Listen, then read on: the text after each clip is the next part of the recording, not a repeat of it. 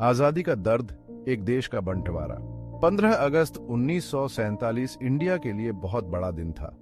बहुत सालों की गुलामी के बाद आजादी मिली, लेकिन इस खुशी के साथ एक गम भी था, एक बंटवारा। एक देश दो हिस्सों में बंट गया, इंडिया और पाकिस्तान। ये फैसला 3 जून 1947 को लिया गया था। मुस्लिम लीग के नेता मोहम्मद अली जिन्ना एक अलग मुस्लिम देश चाहते थे। इंडिया के नेताओं ने बहुत कोशिश की एक साथ रहने की, पर मजबूरी में बंटवारा मानना पड़ा। आजादी की यह सुबह एक नए समय की शुरुआत थी, पर साथ ही लाखों लोगों के लिए दर्द और बेघर होना भी लेकर आई। सिरिल रेडक्लिफ, एक अजनबी की कलम, हिंदुस्तान का मुकद्दर। इंडिया के बंटवारे का काम सौंपा गया एक इंग्लिश वकील को, सर सिरिल रेडक्लिफ। रेडक्लिफ का इंडिया से कोई नाता नहीं था। उन्हें न तो यहाँ के रहन सहन की समझ थी, न ही यहाँ के लोगों के दिल की बात की। उन्हें इंडिया और पाकिस्तान के बीच लकीर खींचने के लिए सिर्फ 5 हफ्ते का समय मिला। लॉर्ड माउंटबेटन ने रेडक्लिफ को चुना था क्योंकि वे एक निष्पक्ष आदमी थे। पर क्या कोई बिना किसी सोच के इतने कम समय में इतना बड़ा फैसला ले सकता है? नक्शे पर रेखाएं, जिंदगी में दरारें। रेडक्लिफ का फैसला। रेडक्लिफ के सामने काम आसान नहीं था। उन्हें धर्म के हिसाब से लोगों को बांटना था, लेकिन कई जगहों पर हिंदू और मुस्लिम सालों से साथ रहते थे। रेडक्लिफ ने दोनों देशों के नेताओं से मिले, नक्शे देखे, गिनती की।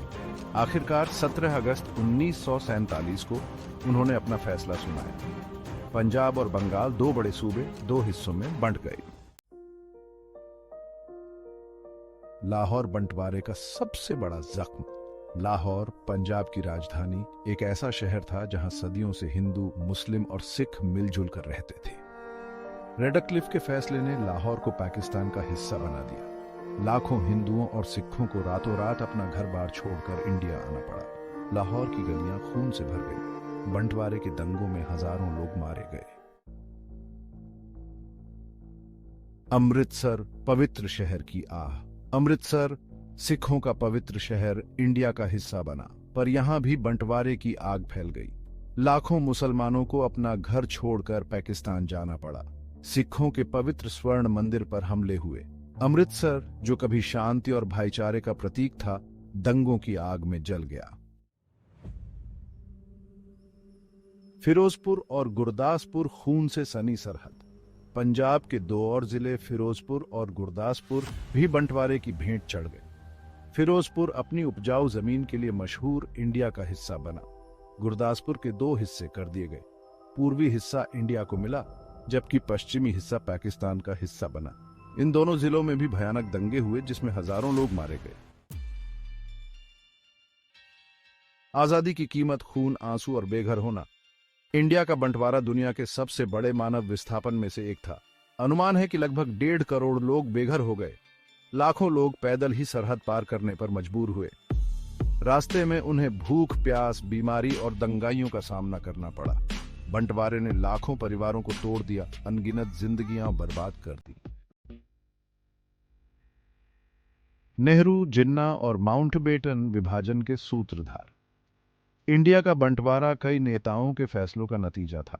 जवाहरलाल नेहरू, इंडिया के पहले प्रधानमंत्री, एक ऐसे इंडिया का सपना देखते थे जहां सब धर्म के लोग मिलजुल कर रहे। मोहम्मद अली जिन्ना, मुस्लिम लीग के नेता, एक अलग मुस्लिम देश के लिए अड़े हुए थे। लॉर्ड माउंटबेटन, इंडिया के आखिरी वायसराय, ने जल्दबाजी में बंटवारे का फैसला लिया। इन नेताओं के फैसलों ने लाखों लोगों की जिंदगी बदल दी। बंटवारे की राजनीति, सत्ता का खेल, देश का दर्द। इंडिया का बंटवारा सिर्फ धर्म के नाम पर नहीं हुआ था, इसके पीछे सत्ता की भूख भी थी। अंग्रेज जाते जाते इंडिया को कमजोर करके जाना चाहते थे। नेहरू और जिन्ना दोनों ही सत्ता के भूखे थे। बंटवारे ने देश को तोड़ दिया और लोगों के दिलों में नफरत भर दी।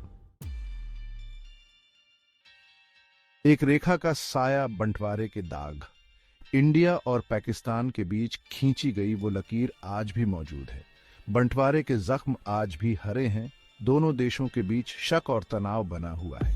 कश्मीर मुद्दा आज भी दोनों देशों के बीच लड़ाई का कारण बना हुआ है। बंटवारे ने दोनों देशों की तरक्की को भी रोका है।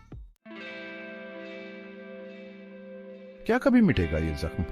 इंडिया और पाकिस्तान को बंटवारे से बहुत कुछ सीखना चाहिए। नफरत और मारपीट से कुछ हासिल नहीं होता।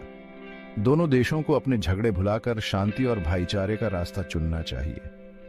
तभी बंटवारे के जख्म भर सकते हैं और एक अच्छे भविष्य की उम्मीद की जा सकती है।